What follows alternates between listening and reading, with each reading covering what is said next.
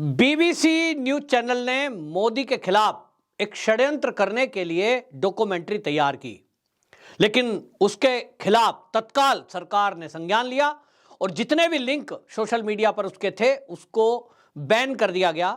यहां तक कि सरकार ने चेतावनी दी कि यदि आपने इनको बाकी प्लेटफॉर्म पर अगर डिलीट नहीं किया तो चैनल को भारत में बैन कर दिया जाएगा। लेकिन सवाल यह उठा कि आखिरकार एक इतना पुराना चैनल, जब ये कोई चैनल भारत के अंदर नहीं थे जितने आज आप देख रहे हैं, जब कभी जमाने में केवल दूरदर्शन हुआ करता था भारत में, तब भी वो बीबीसी था। इतना पुराना चैनल, अगर कोई मोदी के बारे में उनके हाथ कोई ऐसा दस्तावेज लगा जिससे उनको लगा कि ये तो बहुत बड़ी खबर है, मोदी जी ने ही दंगे कराए थे, 2002 में गुजरात के दंगे में मोदी का रोल था, ये तो बहुत बड़ी खबर थी और इससे बड़ी ब्रेकिंग न्यूज पूरी दुनिया के लिए कोई नहीं हो सकती, भारत की तो बात छोड़ दीजिए। लेकिन सवाल यह है कि जो ये बड़ी ब्रेकिंग न्यूज के दस्तावेज बीबीसी के हाथ लगे, वो उसको ब्रेकिंग न्यूज नहीं चला रहा है, वो उस पर डॉक्यूमेंट्री बनाने में टाइम लगा रहा है। समझते हैं आप? डॉक्यूमेंट्री बनेगी, कुछ लोग एडिट करेंगे, फिर वो जो है इधर गई उधर गई, उसमें टाइम लगेगा। और ऐसे में ब्रेकिंग न्यूज क्यों नहीं चली कि ब्रेकिंग न्यूज देखिए, मोदी के बारे में बड़ा खुलासा, तहलका मच जाता। लेकिन आपको मैं बता दूं, जो सूत्र है मेरे वो ये बता रहे हैं कि ये जो डॉक्यूमेंट्री है ये बीबीसी से बनवाई गई है। बीबीसी से इसलिए बनवाई गई कि भारत का कोई चैनल यदि ऐसा काम करता तो उसके खिलाफ भारत के कानून के तहत कार्रवाई की जा सकती थी, क्योंकि भारत के सुप्रीम कोर्ट ने पहले ही मोदी जी को क्लीन चिट दे दी है। अब ऐसे में सरकार हरकत करती तो यहां चैनल बैन हो जाता, और इसलिए टूल किट वाले जो ग्रोह हैं उन लोगों ने बीबीसी का सहारा लिया। उनको लगता है कि विदेश में अगर कोई चैनल है उस पर तो मोदी सरकार कार्रवाई कर नहीं सकती, वही कर सकती है जो किया कि भारत के कुछ जो ये लिंक थे भारत में उनको डिलीट करा दिया। चालाकी ये थी, षड्यंत्र ये था, जो सूत्र बता रहे हैं कि ये जो डॉक्यूमेंट्री बनाई गई ये अगर बैन नहीं होती, सख्ती से इसका प्रतिकार ब्रिटेन की धरती से नहीं हुआ होता, जैसा ब्रिटेन के जो प्रधानमंत्री है ऋषि सुनक ने इस पर बयान दिया, जिस तरह से वहां की संसद में सांसदों ने इसका प्रतिकार किया, यदि ये नहीं हुआ होता और उल्टा हो गया होता कि ऋषि सुनक के समेत वहां कई सांसद ऐसा कह रहे होते, देखो जी मोदी जी जो है एक हिंसा में इन्वॉल्व हैं, हम इनसे संबंध नहीं रखेंगे, हम व्यापार नहीं करेंगे, इनको बैन करो, ये तो हत्यारे हैं, इस तरह का यदि हो रहा होता तो सोचिए कि यहां जो ये टुकड़े टुकड़े गैंग है और जो देश में विपक्षी नेता हैं ये इसको क्या मुद्दा बना रहे होते। असली टूल किट तैयार 2024 के लिए है कि 2024 में जब लोकसभा के चुनाव आएंगे तब ये क्लिप सोशल मीडिया के जरिए पूरे भारत में फैलाई जाएगी और मोदी के खिलाफ जो आज एक माहौल बनाने के लिए उनको लगता है कि टूल किट की तरह ये डॉक्यूमेंट्री काम आएगी, और इसलिए डॉक्यूमेंट्री बनवाई गई, ना कि न्यूज। दोनों में फर्क देखिए, न्यूज है, न्यूज आई, अब इसमें आपको सबूत देना है, आपको बताना है कि ये तथ्य कहां से आए, कहां से आपने जानकारी ली। लेकिन एक डॉक्यूमेंट्री तैयार की गई, कुछ लोगों को बुलवाया गया, कुछ को कहा गया, ये पूरी एक प्लानिंग का हिस्सा था। लेकिन इसकी हवा आपको बता दें ब्रिटेन की जो संसद है उसी ने खोल दी, और वहां सबसे पहले ऋषि सुनक थे, जिनसे जो है आपको बता दूं पाकिस्तानी मूल के जो सांसद हैं इमरान हुसैन, उन्होंने ये सवाल करते हुए कहा कि एक डॉक्यूमेंट्री बीबीसी पर आई है, इस पर आपका क्या कहना है। यानी ऋषि सुनक जो पीएम है उनसे पूछा गया और उन्होंने कह दिया कि मैं इस तरह के चरित्र चित्रण से इत्तेफाक नहीं रखता, I am not agree, deny कर दिया। यहीं से झटका लगा। वो सोच रहे थे कि शायद ऋषि सुनक वहां इस तरह की बातें करेंगे कि ठीक है भाई ये गलत हुआ है, ये गलत है और जी हम इसकी निंदा करते हैं, लेकिन ऐसा नहीं हुआ। इसके अलावा ब्रिटिश के एक सांसद है लॉर्ड करन बिलिमोरिया, ये लॉर्ड करन बिलिमोरिया का बयान आया और उन्होंने कहा कि जो प्रधानमंत्री मोदी हैं ये पृथ्वी के सबसे शक्तिशाली लोगों में से एक है। और ये आपको बता दूं सांसद करन बिलिमोरियन का ये बयान अपने आप में बहुत महत्वपूर्ण है और इस देश के लोगों को, खासतौर पे देश के विपक्ष को ये सुनना चाहिए कि देश के बाहर ऐसा देश जिसने हमारे देश पर लगभग 200 साल शासन किया, आज वहां की संसद में जो सांसद हैं वो हाउस ऑफ लॉर्ड्स में प्रधानमंत्री की तारीफ में ये कह रहे हैं कि प्रधानमंत्री मोदी इस दुनिया के सबसे शक्तिशाली लोगों में से एक है।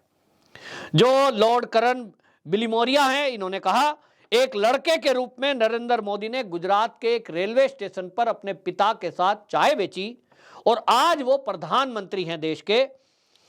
इस रूप में वो इस ग्रह में सबसे शक्तिशाली नेताओं में से एक हैं। उन्होंने आगे कहा कि आज भारत के पास G20 समिट की अध्यक्षता है। उन्होंने कहा कि भारत के पास एक विजन है कि वो अगले 25 सालों में जब भारत अपने आजादी का 100वां साल मना रहा होगा तो वो $30 बिलियन अमेरिकी जीडीपी को पहुंचाएगा और इसके कारण वो दुनिया में नंबर 2 की एक अर्थव्यवस्था बनेगा। वो कहते हैं कि भारत के पास आज स्थिति है कि वो यूके से आगे निकल गया है, 5वें स्थान पर है। उसकी विकास दर 8.7 है। वो कहते हैं कि वहां 100 यूनिकॉर्न को हेल्प किया गया उनकी 10 कंपनियों के द्वारा, और कहते हैं कि सूर्य ऊर्जा का सबसे बड़ा चौथा वो निर्यातक है। अब ये कोई बीजेपी वाला नहीं है, ये कोई आरएसएस के सदस्य भी नहीं है। ये जो ब्रिटेन की संसद में लॉर्ड करन बिलिमोरिया बोल रहे हैं, ये ना तो आरएसएस से संबंध रखते हैं ना भारतीय जनता पार्टी से। लेकिन ये जो बोल रहे हैं ये ऐसा भी नहीं है कि किसी ने बुलवाया है, ये हकीकत है। उन्होंने जो बोला है आज पूरी दुनिया इस बात को मान रही है कि मोदी एक शक्तिशाली नेता के रूप में उभरे हैं जिन्होंने भारत की अर्थव्यवस्था को आज 5वें स्थान पर पहुंचा दिया। कौन इसको डिनाई करेगा भाई कि भारत 5वीं अर्थव्यवस्था नहीं बना है? कौन इसको नकारेगा कि भारत की जीडीपी आज 8.7 नहीं है? कौन इसको नकारेगा कि भारत आज युवाओं देशों में है? कौन इसको नकार सकता है कि भारत ने कोविड के टाइम में लगभग 150 देशों की मदद की, फ्री वैक्सीन, फ्री दवाई देकर?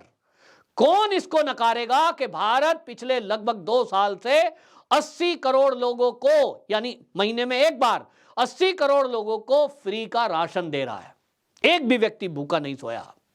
इसको कोई नकार सकता है? नहीं नकार सकता। लेकिन इस देश के लोग यहां देश में राजनीति करने के लिए मोदी को कभी मौत का सौदागर कहते हैं, कभी मोदी को जो है चोर कहते हैं, कभी मोदी के खिलाफ नारे लगवाए जाते हैं। ये निचले स्तर तक पे आते हैं, जबकि खुद के गिरिबान में झांक कर नहीं देखते कि जब तुम्हारी सरकारें थी तो किस तरह से बम ब्लास्ट हो रहे थे, कत्ले आम हो रहे थे, और तो और सरकार में बैठे हुए लोग भ्रष्टाचार कर रहे थे। आज विदेश की धरती पर बड़ाई होती है, लेकिन भारत में मोदी को ये गालियां देते हैं। और ये कितनी शर्मनाक है कि मोदी एक पार्टी के नेता हैं लेकिन उसके साथ देश के प्रधानमंत्री हैं। अगर कोई चैनल उनके खिलाफ कुछ डॉक्यूमेंट्री लेके आता है, होना तो ये चाहिए था कि इस देश के जो राजनीतिक लोग भी हैं उनको कहना चाहिए था। और सबसे मुझे जो प्रॉब्लम है वो किनसे है? जो न्यायपालिका से जुड़े हुए लोग, जो हमेशा कोर्ट की अवमानना की बात करते हैं। एक भी नहीं बोला, सांप सूंघ गया। ये न्यायपालिका के जुड़े हुए लोगों को कहना चाहिए था कि जब देश के प्रधानमंत्री जो मौजूदा हैं, गुजरात के दंगों को लेकर जब सुप्रीम कोर्ट ने उनको क्लीन चिट दे दी है, तब ऐसे में कोई चैनल इस तरह का झूठ प्रोपेगेंडा कैसे फैला सकता है? अच्छा होता कि देश की सुप्रीम कोर्ट ही इस पर टिप्पणी करती। सुप्रीम कोर्ट के कोई रिटायर या वर्तमान जज अगर इस पर टिप्पणी करते कि तत्काल भारत सरकार को हम निर्देश कर रहे हैं कि इस तरह से देश के खिलाफ झूठ फैलाकर, नफरत फैलाकर, यह एक नैरेटिव चलाने वाला जो चैनल है, इसको गवर्नमेंट बैन करे। ये अगर सुप्रीम कोर्ट आदेश करती तो कितना अच्छा होता। लेकिन शायद इस टूल किट का हिस्सा है, और टूल किट कुछ लोगों को सूट करती है।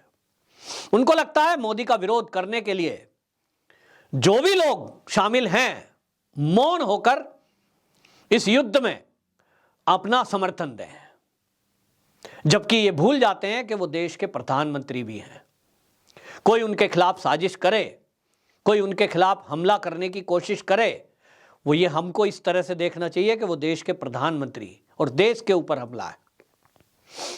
लेकिन हमारी सोच देखिए, हमारे नेताओं की सोच देखिए कि वो बीबीसी के लिंकों को बैन करने को लेकर सरकार को ही घेरने लगे।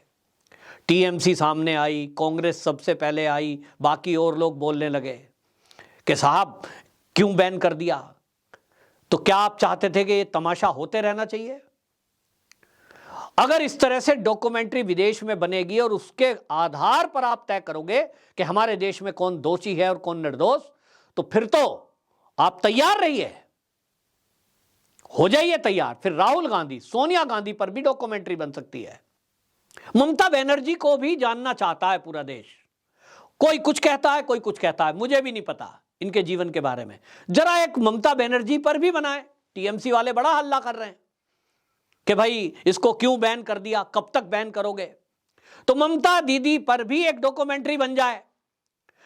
पश्चिम बंगाल के हिंसा और वहां घुसपैठियों को जिस तरह से बताया गया, इस पर एक डॉक्यूमेंट्री बन जाए। फारूक अब्दुल्ला और राहुल गांधी घूम रहे कश्मीर में, एक डॉक्यूमेंट्री 1990 के दशक के नरसंहार पर बन जाए। एक डॉक्यूमेंट्री 1947 के देश के बंटवारे पर बन जाए। हमारे देश के इतिहास को तोड़ मरोड़ने में क्या भूमिका कांग्रेस की रही, इस पर भी डॉक्यूमेंट्री बननी चाहिए। क्या बनेगी? बनाएगा कोई? बहुत सारे पत्रकार हैं भाई, बहुत पैसे वाले चैनल हैं, कृपया इसे बनाएं। और जब बनाएं, और अगर ये जितने भी विपक्ष वाले हैं इस पर रोक की बात करें, तो उनके आज के बयान निकालकर उन्हें दिखाना कि देश के प्रधानमंत्री, जिनको सुप्रीम कोर्ट ने क्लीन चिट दी, उन पर जब डॉक्यूमेंट्री बनी थी तो आप कह रहे थे बैन क्यों कर दिया। इनमें से बहुत सारे लोग हैं ना, राहुल है, सोनिया है, इनको तो किसी सुप्रीम कोर्ट ने अभी क्लीन चिट दी नहीं है, केस चल रहा है। ममता दीदी, इनके खिलाफ केस चल रहे हैं कई सारे टीएमसी के नेताओं के खिलाफ। ममता दीदी नहीं, टीएमसी के नेताओं के खिलाफ वो कोर्ट में चल रहे हैं। तो ये बनना चाहिए। बहरहाल कुल मिलाकर जो मोदी जी की शख्सियत है, उसके कारण आज वो कहते हैं सूरज, उसको कुछ बस आप कुछ देर के लिए हो सकता है कि वो ना दिखाई दे, लेकिन उसका प्रकाश चारों तरफ फैलने से कोई नहीं रोक सकता। मोदी जी की शख्सियत आज इतनी बड़ी हो चुकी है कि वो दुनिया में सूरज की तरह प्रकाशमान हो रहे हैं। ये विपक्षी दल भले ही अपनी आंखों पर पट्टी बांध रहे हैं, लेकिन ये एक सच है कि आज वो दुनिया के ताकतवर नेताओं में से एक हैं, जो ब्रिटिश सांसद ने भी बता दिया है।